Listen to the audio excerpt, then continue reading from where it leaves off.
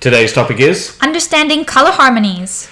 Good evening, ladies and gentlemen, and welcome once again to WAYPN. I'm Cal. And I'm Sunny. So, color schemes are color harmonies? Not exactly. Color harmonies are the rules and principles that you use to guide your color choices. The color scheme is the set of colors you have then selected and put together in a pleasing way. Okay, so I just grab red and green, and it's good? Not exactly.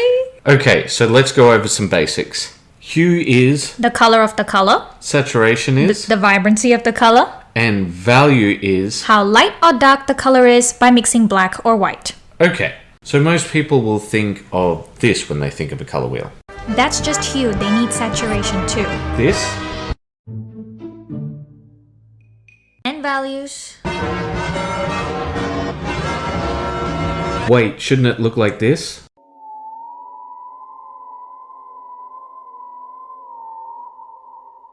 Okay, so that seems to cause a little confusion. Yeah, so when it comes to color harmonies, people don't think that natural color schemes fit within a color harmony. So I'm talking about natural patterning on animals or funny colored fishes. They do. And then the second one is the difference between split complementary and triadic harmonies. Alright, let's get into it.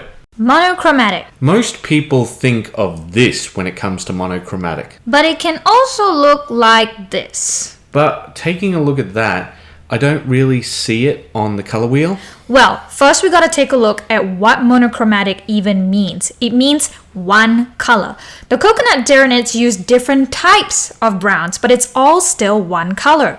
Brown. And what is brown?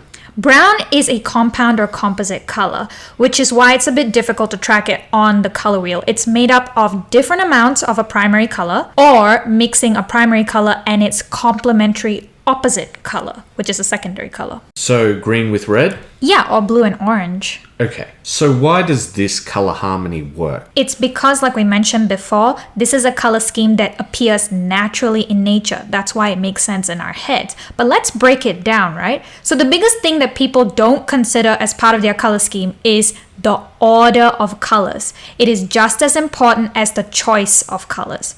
So with the coconut crabs, they follow the order of dark to light, most saturated to least saturated. So that will be the dark brown, medium red brown, and then light yellow brown. Notice that it also follows the color order on the color wheel for its undertones, moving from red to yellow, the order of colors. So armies like the Blood Angels, Imperial Fists, and the Salamanders, all of these would fit under monochromatic? Yeah, because they're at least 90% or more of that one color. So, on to the next topic. What's the difference between triadic and split complementary schemes? Triadic means triangle. You're going to have a dominant color. Can you explain dominant color? The color that appears in the most amount. This still means that they're going to be arranged in a triangle, an equilateral triangle. That means if you're going to have a primary color as your dominant color, they're all going to be primary colors. If you're going to have a secondary, all secondary, tertiary, all tertiary. Whereas with the split complementary, it's an isosceles triangle. So you're going to have a lot more variety of colors. Yes. But they roughly follow the same rules, right? Yes. Another rule that you need to consider is the 60-30-10 color rule. So 60% of the model should be a dominant color, 30% should be a minority color, and then 10% should be an accent color. So let's take that in action. Let's take a look at Games Workshop's favorite poster boys, the Ultramarines. That's right. Alright, so they're obviously dominantly blue, but then I see gold. Yes, for gold, you want to read them as the color without the reflectiveness. So gold would usually read as yellow. So what you're saying is we should read metallics as a color instead. Yeah, exactly. So should we read metallics like steel as blue then? If they look closer to blue, like they have a blue undertone, read them as blue. If they look closer to a neutral gray, read them as neutrals. You have to read the colors as they are presented. So this is where a lot of people get into trouble. This isn't exactly a primary blue, is it? No, it's a navy blue. So it starts with navy blue, pale yellow, then bright red. So that's that 60, 30, 10. That's okay, right. got it. So you're always going to keep that 60, 30, 10 rule? Yes, that's right. But depending on the type of model that you have, they might have different ornamentation. But the 60, 30, 10 rule still applies. They just might be rearranged with the color. Do you think this is why some people thought that the Stormcast Eternals were just knockoff Space Marines, not just in their design, but also in their color scheme? Yeah, probably. Yeah, because they're 60, 30, 10, but they use yellow instead. Yeah, their key color is the gold, which is the yellow. So now that we have that rule down pat, let's go to the one color harmony that breaks it. Complementary colors. The reason why complementary colors breaks that one rule is because there's only two colors. That's right. So with that, would you say it's mostly like 50-50?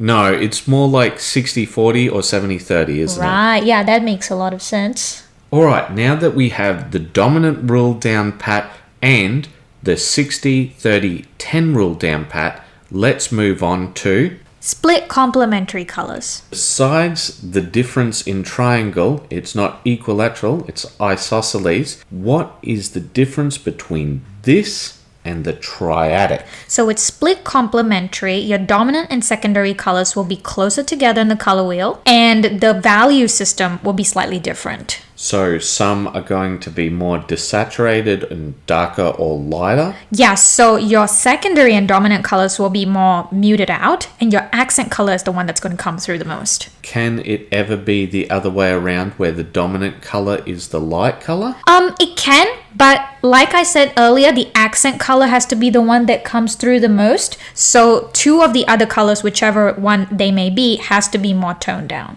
Okay, now that we have the simple stuff out of the way, I guess it's time for something more complex. Tetradic color harmonies. Alright, now when you say that, it's known by another name, isn't it? Double split complementary. Okay, so essentially tetradic just means A rectangle, rectangle. but the double split complementary is how it actually works. Can you explain that? Yeah, it's actually two sets of complementary colors within one harmony. Okay, so let's take a look at an example so I don't lose my mind. Yeah, so let's take a look at Tree Lord Ancient here. So he has two sets of complementary colors, like we said, red and green and orange and blue. Now, how this color harmony works is that it's pretty similar to the other color harmonies where you would have two of the colors, whichever it may be the dominant and secondary or minority colors, and those will be muted down.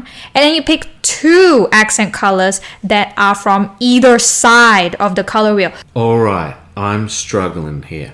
Let's just break it down for me. Orange is the dominant color, green is the minority color, and blue and red-orange are the accent colors. Help me understand here. You said it's double split complementary. Therefore, shouldn't there be two dominant colors?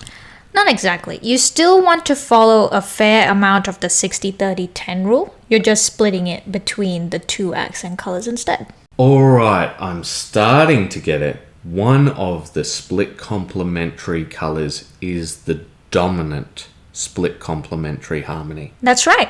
Let's go through one more and then I think I'll understand. Let's take a look at the Exalted Flamer of Tzeentch. He's got yellow and purple and orange and blue. The complementary set that's dominant in this one is the orange and blue set, and the yellow and purple work as an accent complementary set. Is it fair to say that this is the most complex of all of the color harmonies? Probably, but let's take a look at the next one that might be a bit easier. Square color harmonies. With square, it's four colors that are equidistant from each other on the color wheel. In other words, just a square, That's right? right. With square and tetradic color harmonies, you'll start to see more colorful and vibrant schemes, probably because there's more colors being used, but it's also a color harmony that you want to use when you need more elements to pop from your model. How does the 60-30-10 rule work with a square color harmony? With square, it would become 70-10-10-10. You would have one predominant color and then the rest would become a accent color. Alright, how about we go on to some more simple stuff? Yes, like analogous. Analogous is where you choose a single color and then the two colors adjacent to it. As an example, let's say we choose yellow. You choose yellow, amber, and chartreuse, the tertiary colors that come with yellow. Yes. Analogous is the easiest color harmony to use because it has a set shade, midtone, and highlight. So for example, if we were looking at purple, purplish red, and red, purple would be the obvious shade, purplish red the midtone, and then red would be the highlight.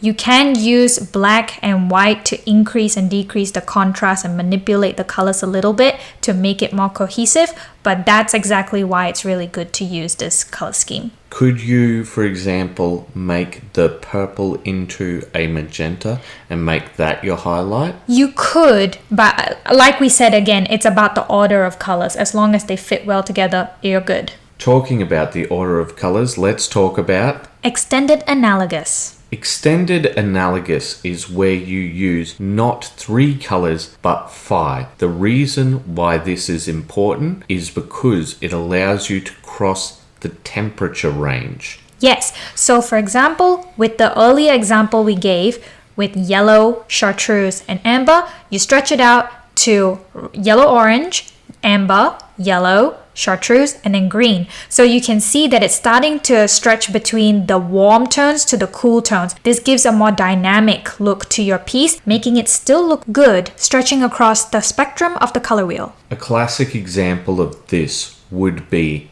the classic Gene Stealer colors. Not Gene Stealer Colt, but Gene Stealer, where it goes all the way from blue to red and mostly through the purples. Speaking of fading into colors, Complementary color harmonies. complementary color harmonies uses 2 colors instead of the 3 color schemes that we talked about earlier. The rules change here with the color ratios. Instead of 60-30-10, it usually becomes 60-40 or 70-30. But it doesn't just have to be, for example, red and green like we said at the start. It could be, for example, say burgundy and Shales green. Yes, that color scheme still reads as a complementary of red and green. Speaking of, that's also possibly why we're going to be talking about Adjacent complementary color harmonies.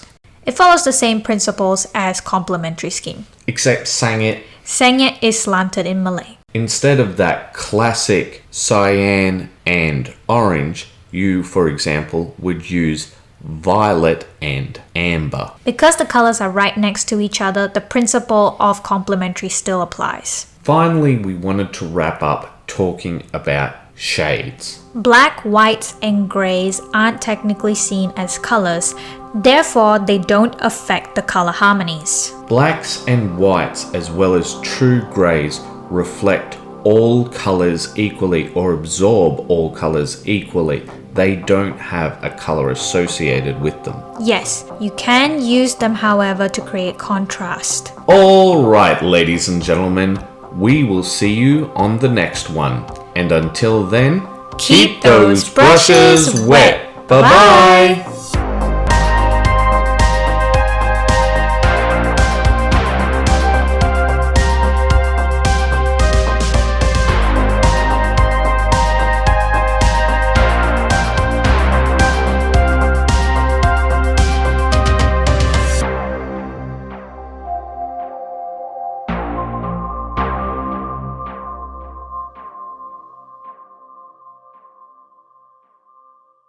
Is sang it. Nobody knows what that means. You explained it to them. They Well, know. it- Is sang it. Is sang it, yes.